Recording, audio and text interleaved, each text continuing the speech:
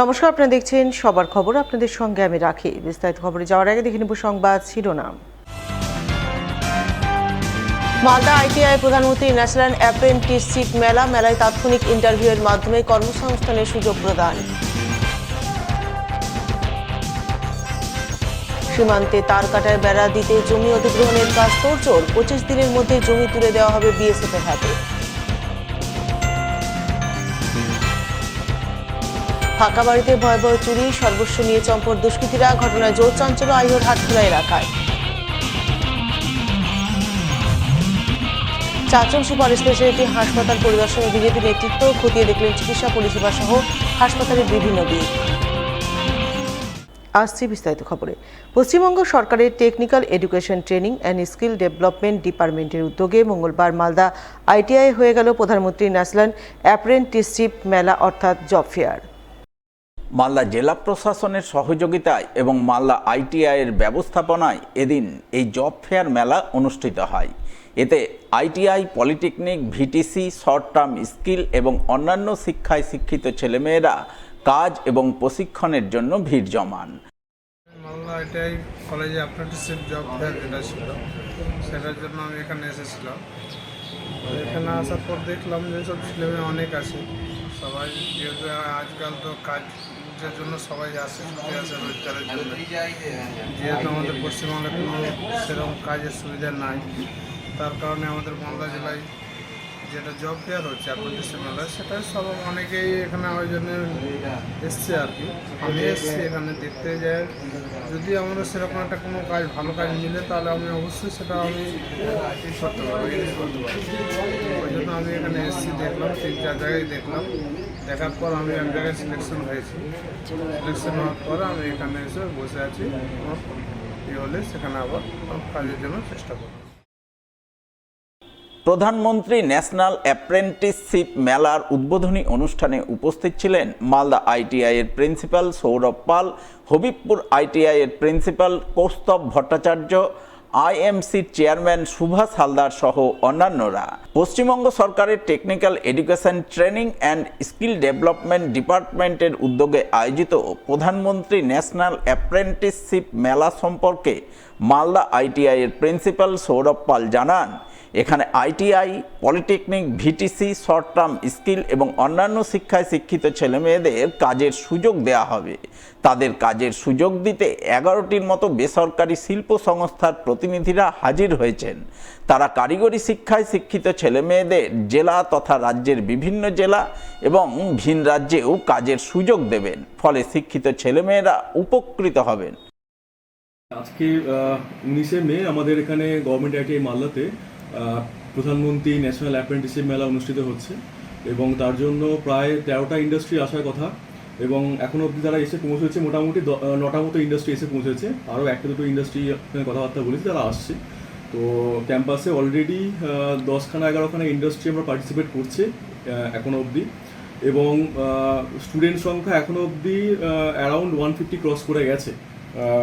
বেলা 12টা 12:30 অবধি মোটামুটি 150 ক্রস করে গেছে। আমরা এক্সপেক্ট করছি এটা 200 ক্রস করবে এবং এখানে যা যা ভ্যাকেন্সি ক্রিয়েশন আছে সেগুলো বেসিক্যালি পলিটেকনিকের কিছু ভ্যাকেন্সি ক্রিয়েট আছে, আইটিআই ছেলেমেয়েদের কিছু ভ্যাকেন্সি ক্রিয়েশন আছে এবং যারা ভোকেশনাল পাস আউট যারা ক্যান্ডিডেটস তাদের কিছু ভ্যাকেন্সিস আছে, অ্যাজ ওয়েল অ্যাজ যারা শর্ট টার্ম ট্রেনিং যারা করে 1 বছর কিংবা 6 মাসে তাদেরও ভ্যাকেন্সি ক্রিয়েট করা হয়েছে এবং যারা 10-12 পাস আউট আদার্স ক্যান্ডিডেটস তাদেরও আমাদের এখানে ভ্যাকেন্সি আছে এবং মালদা কিছু লোকাল ইন্ডাস্ট্রি এখানে পার্টিসিপেট করেছে, অ্যাজ ওয়েল অ্যাজ কিছু কলকাতা বা বাইরে থেকেও কিছু ইন্ডাস্ট্রি এসছেন। তাদের মানে posting through out West Bengal as well as West বেঙ্গলের বাইরেও কিছু আমাদের ভ্যাকেন্সিস আছে।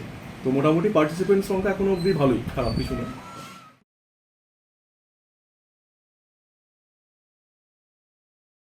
এখন সময় একটি বিরতির পর থাকছে আর অনেক খবর, সঙ্গে থাকুন। গৌরভূমি বলে খ্যাত বঙ্গ সংস্কৃতির মূলধারা মালদা জেলা।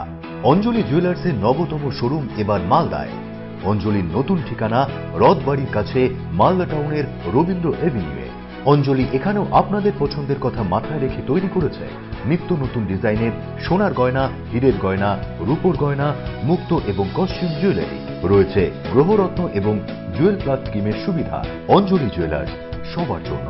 26/27 Rabindra Avenue, Malda town. Like করুন মালদা সবার খবর ফেসবুক পেজকে, কারণ সবার খবর সময়ের সাথে জনতার পাশে। ফিরে এলাম বিরতির পর। মুখ্যমন্ত্রী শুভেন্দু অধিকারীর নির্দেশ মেনে মালদা ভারত বাংলাদেশ সীমান্তে উন্মুক্ত স্থানে কাঁটাতারে বেড়া দিতে জমি অধিগ্রহণের কাজ চলছে জোর কদমে। জমি অধিগ্রহণে এমনই তৎপরতার ছবি নজরে এলো মালদার হবিবপুর ব্লকে। ব্লক ভূমি ও ভূমি সংস্কার দপ্তরের আধিকারিকরা জমি মাপজোক করে জমি অধিগ্রহণের কাজ করে চলেছেন। সেই কাজ পরিদর্শন করেন মালদার অতিরিক্ত জেলাশাসক দেবাহুতি ইন্দ্র, হবিবপুরের বিধায়ক জোয়েল মুর্মু সহ ব্লক ভূমি ও ভূমি সংস্কার দপ্তরের আধিকারিকরা। তারা হবিবপুর ব্লকের ভারত বাংলাদেশ সীমান্তের বিভিন্ন উন্মুক্ত এলাকা ঘুরে দেখেন। কোথাও পায়ে হেঁটে, আবার কোথাও জলপথে নৌকায় চেপে জমি অধিগ্রহণ সহ জমি মাপজোকের কাজ খতিয়ে দেখেন।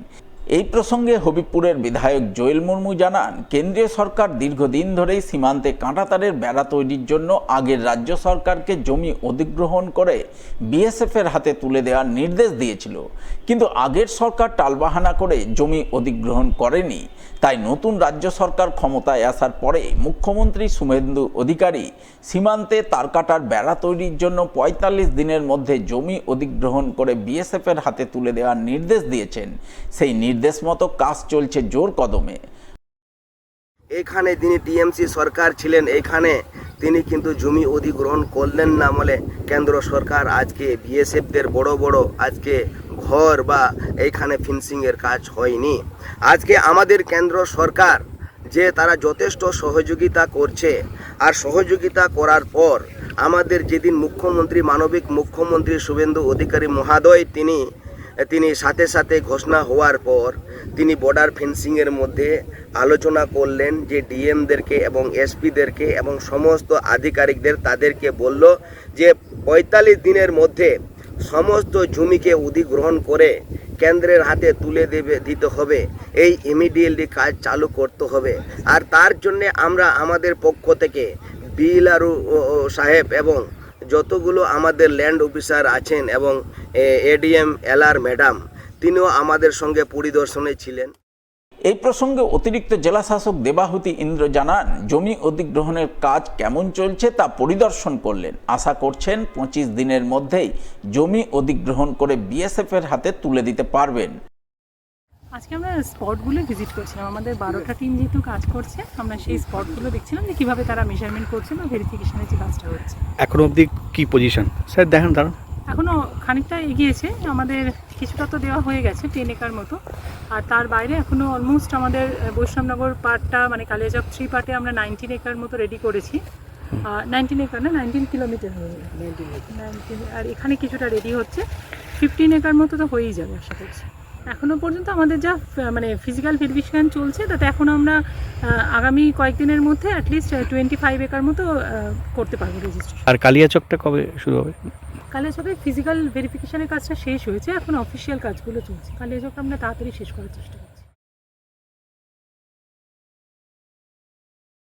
বিনা টিকিটে যাত্রীদের বিরুদ্ধে কড়া অভিযান, 10 দিনের কোটি টাকার রেকর্ড আয় মালদা ডিভিশনে। পূর্ব রেলের মালদা ডিভিশনে বিনা টিকিট যাত্রীদের বিরুদ্ধে জোরদার অভিযান চালিয়ে রেকর্ড আয়ের নজির গড়ল রেল কর্তৃপক্ষ। 2026 সালের মে মাসের প্রথম 10 দিনেই টিকিট চেকিং থেকে প্রায় 1,03,00,000 টাকা আয় হয়েছে বলে জানিয়েছে রেল প্রশাসন। ডিভিশনের ইতিহাসে কোনো 10 দিনের সময়কালে এটি সর্বোচ্চ টিকিট চেকিং আয় বলে দাবি রেল সূত্রের। রেল কর্তৃপক্ষের তরফে জানানো হয়েছে, মালদা ডিভিশনের অন্তর্গত বিভিন্ন স্টেশন ও দূরপাল্লার ট্রেনে বিশেষ টিকিট পরীক্ষার অভিযান চালানো হচ্ছে। বিনা টিকিটে যাতায়াত, অনিয়মিত টিকিট ব্যবহার এবং নিয়মভঙ্গের অভিযোগে যাত্রীদের বিরুদ্ধে আইন অনুযায়ী জরিমানা আদায় করা হচ্ছে। ধারাবাহিক ও নিবিড় টিকিট পরীক্ষার ফলেই এই উল্লেখযোগ্য সাফল্য এসেছে বলে মনে করছে রেল প্রশাসন।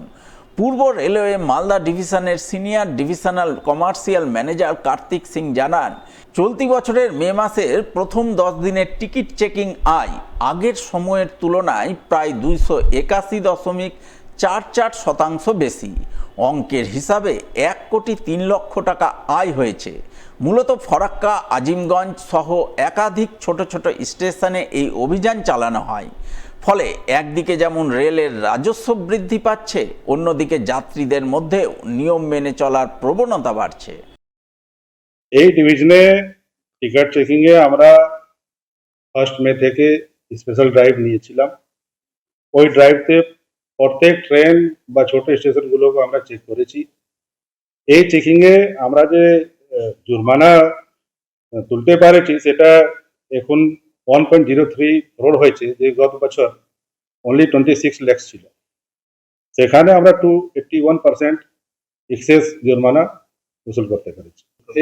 এই ড্রাইভটা আমাদের সব থেকে প্রন সেকশন আপনার ফারাক্কা আজিমগঞ্জ সেকশনে, এর ছাড়া আমরা ভাগলপুর মন্দার হিল সেকশন যে অনেক দিন ধরে আনটাচ থাকতো, সেখানে অনেক ছোট ছোট হল্টগুলো আছে, সেখানে চেকিং হয়েছে।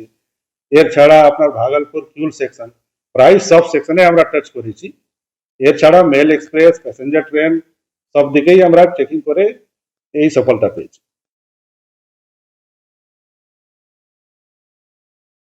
নিচে একটি বিরতির সঙ্গে থাকুন, খবরে থাকুন। গৌরভূমি বলে খ্যাত বঙ্গ সংস্কৃতির মূলধারা মালদা জেলা। অঞ্জলি জুয়েলার্সের নবতম শোরুম এবার মালদায়। অঞ্জলির নতুন ঠিকানা রথবাড়ির কাছে মালদা টাউনের রবীন্দ্র এভিনিউয়ে। অঞ্জলি এখানেও আপনাদের পছন্দের কথা মাথায় রেখে তৈরি করেছে নিত্য নতুন ডিজাইনের সোনার গয়না, হীরের গয়না, রূপোর গয়না, মুক্ত এবং কস্টিউম জুয়েলারি। রয়েছে গ্রহরত্ন এবং জুয়েল প্লাস স্কিমের সুবিধা। অঞ্জলি জুয়েলার্স, সবার জন্য। 26/27 Rabindra Avenue, Malda town. Click করুন আমাদের ইউটিউব চ্যানেলে এন্ড সাবস্ক্রাইব করুন মালদা সবার খবরকে, কারণ সবার খবর সময়ের সাথে জনতার পাশে। ফিরে এলাম বিরতির পর। বাড়ির দলিল দেওয়ার অছিলায় বাড়িতে ডেকে এক যুবতী শ্লীলতাহানি করে ধর্ষণের চেষ্টার অভিযোগ উঠল প্রতিবেশী এক যুবকের বিরুদ্ধে। ঘটনাকে ঘিরে জোর চাঞ্চল্য তৈরি হলো পুরাতন মালদা ব্লকের এক গ্রামে। ঘটনায় যুবতীর পরিবারের অভিযোগের ভিত্তিতে অভিযুক্ত যুবককে গ্রেপ্তার করল মালদা থানার পুলিশ। ঘটনায় যুবতীর জামাইবাবুর অভিযোগ, সোমবার সকালে তার 18 বছরের শ্যালিকা বাড়িতে একাই ছিল। এই সুযোগে প্রতিবেশী এক যুবক তার শ্যালিকাকে ফোন করে বাড়ির দলিল নেয়ার জন্য তার বাড়িতে ডাকে। সেই মতো তার শ্যালিকা দলিল নিতে তার বাড়ি যায়। ঘরে ঢুকে দলিল খুঁজে নিয়ে বেরিয়ে আসার সময় প্রতিবেশী যুবক হঠাৎ করেই তাকে জাপটে ধরে তার শ্লীলতাহানি করে এবং ধর্ষণের চেষ্টা করে। চিৎকার করলে প্রাণনাশের হুমকি দেয়। তবু তার শ্যালিকা সেই হুমকি উপেক্ষা করে কোনো রকমে বাড়ি থেকে বাইরে বেরিয়ে আসে। এরপর গোটা ঘটনা এলাকাবাসীকে জানায়। এলাকাবাসী বিষয়টি জানতে পেরে অভিযুক্ত যুবককে ধরে মালদা থানার পুলিশের হাতে তুলে দেয়। মঙ্গলবার ধৃতকে পেশ করে মালদা জেলা আদালতে। তিনি চান পুলিশ যেন অভিযুক্তের বিরুদ্ধে কঠোর শাস্তিমূলক ব্যবস্থা গ্রহণ করে, যাতে আগামীতে আর কেউ এই ধরনের ঘটনা ঘটাবার সাহস না পায়। ঘটনাটা এরকম ঘটেছিল যে বাড়িতে তখন বর্তমানে আমার ছোটো বোনটাই ছিল বাড়িতে। তো ওকে কোনো কারণবশত ও আগে খোঁজ নিয়ে দেখেছে যে বাড়িতে কেউ আছে কিনা। তো দেখার পর ওকে ফোন করে একটা অজুহাতে ফোন করে ওকে ডেকে বাড়িতে নিয়ে আসে।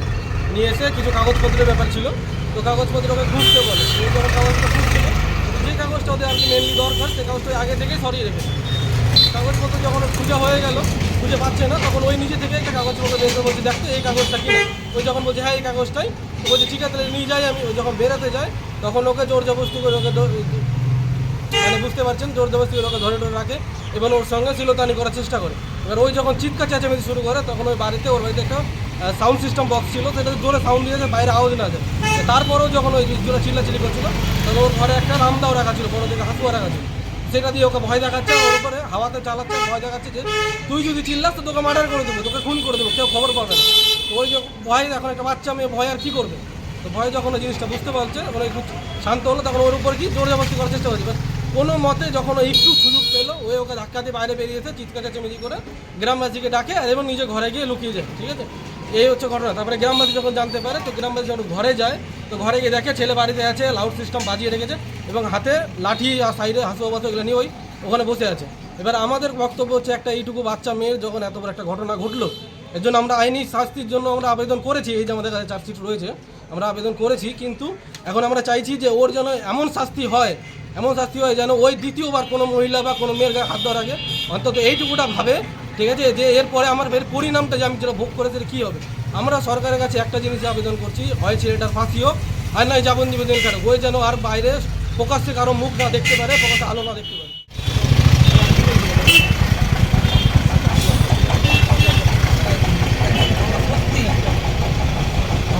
কখন হবে কখন? তোমাকে বলছে ধরেন কি না, আমি তো রেপ করার চেষ্টা করিনি ওকে। ও বললো জায়গা দলিল চাই, ওই দলিল নিতে এসেছিল ও বাড়িতে। তোমার বাড়িতে কেউ ছিল তখন? না, বাড়িতে কেউ ছিল না। ফাঁকা বাড়িতে কেন ডেকেছিল? ও তো দলিল নিতে এসেছিল আমার কাছে। তুমি ডেকেছিলে তো? হ্যাঁ, আমি বললাম তো ঠিক আছে, দলিলটা নিয়ে চলে যা। সেটা আমি তো বুঝতে পারছি। আমি তো বুঝতে পারছি। তোমার কাছে হাসপা পাওয়া গেছিল না। মাদক পাচার চক্রে জড়িত 3 মাদক কারবারিকে পুলিশি হেফাজতে নিয়ে জিজ্ঞাসাবাদ করে বড় সাফল্য পেল মালদার কালিয়াচক থানার পুলিশ। মাদক পাচার চক্রে জড়িত আরও 2 জন ধরা পড়ল পুলিশের জালে।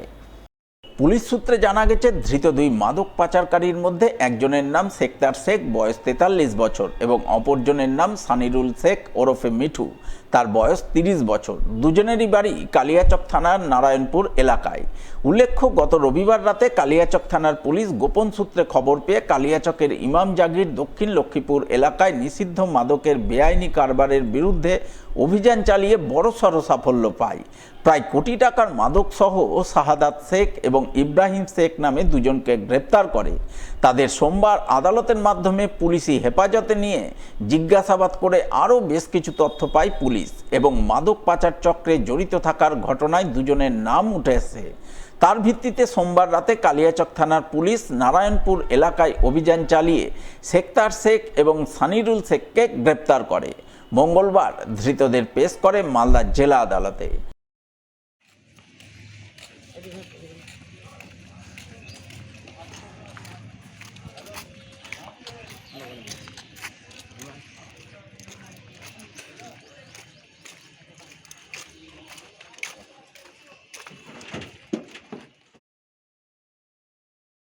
বাইরে থেকে তালাবন্ধ ফাঁকা বাড়িতে ঢুকে সমস্ত জিনিসপত্র হাতিয়ে নিয়ে চম্পট দিল দুষ্কৃতীরা। মঙ্গলবার এই ঘটনাকে ঘিরে জোর চাঞ্চল্য ছড়ালো মালদার হবিবপুর থানার আইহো হাটখোলা এলাকায়। জানা গেছে, ওই এলাকাতেই রয়েছে রামকৃষ্ণ ভগত নামে এক ব্যক্তির বাড়ি। তিনি বর্তমানে কর্মসূত্রে পরিবার নিয়ে মালদা শহরে থাকেন। মাঝে মধ্যে গ্রামে গিয়ে বাড়ি দেখাশোনা করে আসেন। গত মাস 6 আগেও বাড়ির দেখাশোনা করে যান, কিন্তু মঙ্গলবার হঠাৎ করে স্থানীয় বাসিন্দাদের মারফত খবর পান ফাঁকা বাড়িতে ঘরের ভিতর আওয়াজ হচ্ছে। এই খবর পেয়ে বাড়ি মালিক মালদা থেকে আইহো হাটখোলা এলাকায় ছুটে যান। তিনি পৌঁছানোর আগে এক স্থানীয় বাসিন্দা বাড়িতে ঢুকে দেখতে পান 2 যুবক বাড়িতে চুরির উদ্দেশ্যে ঢুকেছে। তাই ওই 2 যুবককে তিনি হাতে নাতে পাকড়াও করতে উদ্যত হন, কিন্তু দুজনেই তাকে ধাক্কা দিয়ে চম্পট দেয়। যখন দেখলাম যে এই বাড়িতে একটা শব্দ হচ্ছে, আমরা সবাই চারিদিকে ঘেরার চেষ্টা করলাম কে আছে দেখবো। তো তারা বাড়ির পিছন দিকে একটা গেট ছিল, সেই গেটটা ভেঙে তারা নদীর ধার পালানোর চেষ্টা করেছিল। তখন আমি উল্টো রাস্তায় তাকে ধরার জন্য ব্রিজের নিচের দিকে গেলাম, প্রায় ধরে নিয়েছিলাম। তার জামাটা ছিঁড়ে, জামা খুলিয়ে ছেলেটা পালিয়ে গেলাম আমার হাতে, খামোশ মেরে। কখন এটা? এই আপনার 12টা সাড়ে 12টা নাগাদ। কতজন ছিল? 2 জন ছিল, একজন নদী পার হয়েছে হেলে, আর একজন ব্রিজের নিচে পালিয়েছে। তাদেরকে একজনকে ভেরিফাই করতে পারবো, আর একজনকে আমি পুরোটা দেখতে পাইনি। ভিতরে এসে কি দেখলেন, কি চুরি করেছে? ভিতরে দেখলাম সম্পূর্ণ বাড়ির যা অ্যাসেট ছিল সম্পূর্ণ নষ্ট হয়ে গেছে, নিয়ে চলে গেছে ওরা। ঠিক আছে, শুনলাম ঘরে একটা টিভি ছিল, টিভিটাও নেই, বিল্ডিংয়ের পুরো ওয়্যারিং, ওয়াটার কানেকশন সব চলে গেছে। এর মধ্যে বাড়ির মালিক রামকৃষ্ণ ভগত বাড়িতে পৌঁছান। তিনি বাড়ির মেইন দরজা খুলে ঘরে ঢুকতেই তার চোখ কপালে ওঠে। লক্ষ্য করেন সমস্ত ঘরের তালা ভাঙা, আলমারি শোকেস খোলা অবস্থায় পড়ে আছে। ঘর থেকে টিভি সহ প্রায় সমস্ত কিছু উধাও। এছাড়াও বাড়ির ইলেকট্রিক তার, লোহার পাইপ, জলের ট্যাঙ্ক, টিনের সেট কিছুই নেই। সমস্ত কিছু দুষ্কৃতীরা চুরি করে নিয়ে গেছে। এই দৃশ্য দেখে তিনি হবিবপুর থানায় লিখিত অভিযোগ দায়ের করেন এবং চুরির ঘটনায় জড়িতদের খুঁজে বের করে তাদের শাস্তির দাবি করেন। দাদা ফোন করলে যখন, তখন আমি চলে আসলাম। এসে দিয়ে দেখছি ঘরে কোনো জিনিসপত্র নেই, ইভেন ইলেকট্রিকের ওয়্যারিং পর্যন্ত পুরো বিল্ডিংয়ের ওয়্যারিং খুলে নিয়েছে। তারপরে জলের যে পাইপ লাইন কনসিল করে রাখা ছিল, সেই কনসিল পর্যন্ত খুলে নিয়ে গেছে। সবগুলো রুমের মধ্যে তালা মারা ছিল, সেই তালাগুলো ভেঙে দিয়ে এই ঘরে, যেমন এই ঘরে, আচ্ছা এই ঘরের মধ্যে যত জিনিস ছিল, কাঁচা বাসনপত্র ছিল, আরও কাপড় চোপড় ছিল, টিভি ছিল, আলমারি ছিল, সব ভেঙে চুরে নিয়ে গেছে। ইভেন উপরে জলের একটা ট্যাঙ্ক রাখা ছিল, সেই ট্যাঙ্কটা নিয়ে গেছে। আর এই যে উপরে আমার যে টিন দিয়ে ডাইনিংয়ে এই যে স্পেসটা, এই স্পেসের উপরে যে ডাইনিংয়ের উপরে টিন দেওয়া আছে, সেগুলো নিয়ে গেছে। ঘরের মধ্যে চেয়ার নিয়ে গেছে, ফ্যান নিয়ে গেছে, তারপরে যেটা টেবিল, যেটা সেটা নিয়ে গেছে। এই একটা ঘর, যে ঘরের মধ্যে বাবা থাকতেন আর কি, সেই ঘরে প্রচুর জিনিসপত্র ছিল, যিনি বাবা মাঝে মধ্যে আসার জন্য চিন্তাভাবনা রেখেছিলেন। তো ওই ঘর থেকে যা যাবতীয় জিনিস সব কিছু বের করে নিয়ে গেছে। ট্যাঙ্ক একটা, যেটা ওই রাখা আছে বক্স আর কি, সেই বক্সটা তালা ভেঙে সব কিছু নিয়ে গেছে। শোকেসটা ভেঙেছে, টিভি ছিল সেটা নিয়ে গেছে। আর প্রতিটা ঘরেরই তালা খোলা। আর ইভেন ইলেকট্রিকের যে মিটার, সেটার পর্যন্ত সিল খুলে ওরা ডিসকানেক্ট করেছে, পুরো বিল্ডিংটাকে ডিসকানেক্ট করে তারপরে পুরো ওয়্যারিং, জলের লাইন, প্রতিটা ঘর থেকে জিনিসপত্র সব চুরি করে নিয়ে গেছে। কতদিন ধরে বাড়িটা ফাঁকা ছিল? বাড়িটা অনেকদিন থেকে ফাঁকা আছে, অনেকদিন থেকে আসা হয় না। তাও কতদিন ধরে? মোটামুটি 1.5-2 বছর হবে।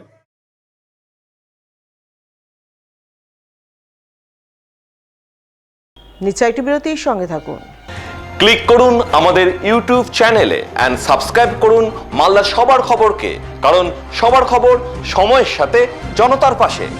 মালদা শহরে আনলিমিটেড ব্রডব্যান্ড ও 300-র অধিক চ্যানেল সহ সমস্ত পে চ্যানেলের সুবর্ণ সুযোগ, সঙ্গে 5G ডুয়াল ব্যান্ড রাউটার ও HD set top box free for use, free installation ও কানেকশন চার্জ। তাহলে আর দেরি কেন? মালদা শহরে বসে পয়সা উসুল এন্টারটেনমেন্টের জন্য আজই যুক্ত হন হ্যাথওয়ের সাথে। কানেকশনের জন্য যোগাযোগ করুন লোকাল কেবল অপারেটরদের সাথে অথবা 7718352788 এবং 7001612078 এই নম্বরে। লাইক করুন মালদা সবার খবর ফেসবুক পেজকে, কারণ সবার খবর সময়ের সাথে জনতার পাশে। ফিরে এলাম বিরতির পর। রাজ্যে পালাবদলের পর ক্ষমতায় এসেছে বিজেপি সরকার। তাই বিজেপি সরকার ক্ষমতায় আসার পর মঙ্গলবার চাঁচল সুপার স্পেশালিটি হাসপাতাল পরিদর্শন করলেন বিজেপির উত্তর মালদার সহসভাপতি রতন দাস। এদিন তিনি সহ তার দলের একাধিক নেতৃত্ব চাঁচল সুপার স্পেশালিটি হাসপাতাল পরিদর্শনে যান। হাসপাতালের বিভিন্ন বিভাগ ঘুরে দেখেন, হাসপাতালে চিকিৎসাধীন রোগী ও রোগীর পরিবারবর্গের সঙ্গে কথা বলেন। পরে হাসপাতাল কর্তৃপক্ষের সঙ্গে হাসপাতালের চিকিৎসা ও পরিকাঠামো সংক্রান্ত বিষয় নিয়ে এক প্রস্ত আলোচনায় বসেন। পরে বিজেপি নেতা রতন দাস সংবাদ মাধ্যমের মুখোমুখি হয়ে বলেন, চাঁচল সুপার স্পেশালিটি হাসপাতালে চিকিৎসা পরিষেবা ও পরিকাঠামোগত কিছু সমস্যা রয়েছে, সেই সমস্ত সমস্যা আগামী দিনে দূর করা হবে। এছাড়াও কোনো চিকিৎসক ডিউটি আয়ারে যাতে প্রাইভেট প্র্যাকটিস না করেন, হাসপাতাল থেকে দ্রুত রোগী রেফার করা না হয়, তা হাসপাতাল কর্তৃপক্ষকে দেখতে বললেন। আমরা পরিদর্শনে এসেছি, এটা যেমন ঠিক, আমরা মূলত এসেছিলাম আমাদের হসপিটালের সুপার সাহেব, বিএমএই সাহেব এবং বিভিন্ন যারা এই হসপিটালের সরকারি কর্মী আর কি, তাদের কাছে তাদের যে সমস্যা আর সেই বিষয়টা মূলত জানার জন্য। কারণ আগামী দিনে আজ জনসাধারণকে ভালো যদি একটা সুষ্ঠু পরিষেবা যদি দিতে হয়, আর সেই হসপিটালে কি খামতি আছে, ঘাটতি কি আছে, সেই বিষয়টা আমাদেরকে প্রথমে জানা উচিত। শুধুমাত্র পরিষেবার কথা বলবো, কিন্তু যোগান থাকবে কম, আর সেটা হয় না। যে সময় ওনার ডিউটি, আর সেই সময় দেখা গেল যে উনি ইমার্জেন্সিতে না থেকে উনি সেই সময় কোনো একটা নার্সিংহোমে আর তিনি চিকিৎসাতে ব্যস্ত। সেই বিষয়ে আলোচনা করা হয়েছে, উনি আশ্বস্ত করেছেন। এই বিষয়ে উনি অনেকবার ফেস করেছেন বিভিন্ন সমস্যাতে, উনিও সমস্যার মধ্যে ফেস করেছেন। তো আমরা আগামী দিনে ডাক্তারবাবু যারা আছেন চাঁচল হসপিটালে, তাদেরকে নিয়েও আমরা বসবো, কেন আমরা সর্বশেষ আমাদের যা তা হচ্ছে সাধারণ মানুষ খুব ভালো যাতে পরিষেবা এখানে পায়, এবং এই যে রেফার যে হয় দ্রুততার সঙ্গে, মানে একটা পেশেন্ট আসলো আর তারপরে রেফার হলো, আর সেইটাও যাতে না হয় আগামী দিনে, আর সেই বিষয় নিয়েও আমাদের আলোচনা। হঠাৎ করে কেউ কোনো দুর্ঘটনার কবলে পড়লে প্রাথমিক প্রতিবিধান অবলম্বন সংক্রান্ত এক সচেতনতামূলক কর্মশালা হয়ে গেল মালদা উইমেন্স কলেজে। কলেজের এনএসএস ইউনিটের উদ্যোগে এবং সেন্ট জন অ্যাম্বুলেন্সের ব্যবস্থাপনায় মঙ্গলবার এই কর্মশালা অনুষ্ঠিত হয় মালদা উইমেন্স কলেজ প্রাঙ্গণে। কর্মশালায় বিভিন্ন প্রাথমিক প্রতিবিধানের ব্যাপারে ছাত্রছাত্রীদের সচেতন করা হয়।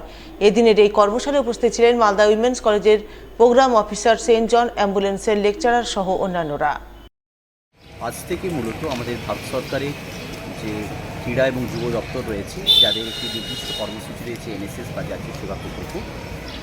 এই কর্মসূচিতে আমাদের আজ থেকে মূলত 7 দিনের কর্মসূচি শুরু হলো। এটি আজকে শুরু হয়েছে, 25 তারিখ শেষ হবে। আমাদের একাধিক কর্মসূচি রয়েছে, তার মধ্যে আজকে যেমন আমাদের উদ্বোধনী অনুষ্ঠান ছিল, এর পাশাপাশি আমাদের এর পরের অনুষ্ঠানটি রয়েছে, মানে এখন যে অনুষ্ঠানটি চলছে সেটা হচ্ছে যে ফার্স্ট এড এবং বেসিক লাইফ সাপোর্টিং সিস্টেম, যারা মূলত এটিতে আমাদের সাহায্য করছেন বা যাদের পৃষ্ঠপোষকতা এটা হচ্ছে সেটা হচ্ছে সেন্ট জনস অ্যাম্বুলেন্স। এবং আগামী দিনে আমাদের আরও একাধিক কর্মসূচি থাকছে, যেগুলি আমাদের সময়ের উপযোগী এবং সেই সঙ্গে আমাদের বেশ কিছু আমরা ওয়ার্কশপ এবং সেমিনার রেখেছি, যেমন ধরুন ইন্ডিয়ান নলেজ সিস্টেমের ওপর বা কীভাবে আমরা ফরেস্ট রিসোর্স ম্যানেজমেন্ট করব, এই ধরনের একাধিক কর্মসূচি আমাদের রয়েছে।